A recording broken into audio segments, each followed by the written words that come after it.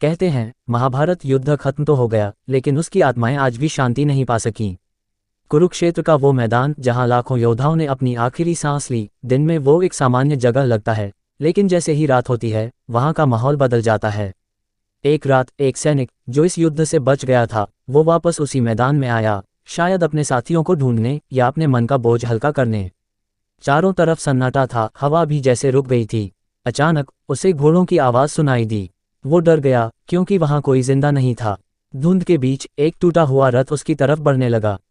सैनिक का दिल तेज धड़कने लगा। जैसे ही वो पास गया उसकी सांस रुक गई। रथ में बैठा योद्धा आधा जला हुआ था, खून से लथपथ, और उसकी आंखें सीधे उसी सैनिक को घूर रही थीं।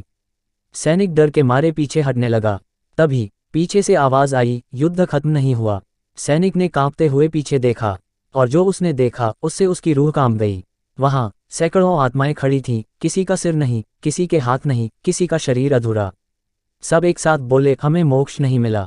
सैनिक डरकर भागने लगा, लेकिन जितना वो भागता आत्माएं उतनी ही उसके पास आती जाती।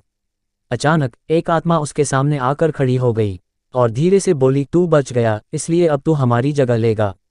इतना सुनते ही चारों तरफ अंधेरा छा गया। अगली सुबह गांव वालों को उसी जगह एक लाश मिली। वो उसी सैनिक की थी, लेकिन सबसे डरावनी बात यह थी, उसके चेहरे पर डर नहीं था, बल्कि एक खौफनाक पागलपन भरी मुस्कान थी। और जमीन पर खून से लिखा था, अब मैं भी लड़ रहा हूं। कहते हैं आज भी रात में कुरुक्षेत्र के मैदान से तलवारों की आवाजें और चीखें सुनाई देती हैं, और जो भी उस आवाज का पीछा करता है वो कभी वापस नहीं आता।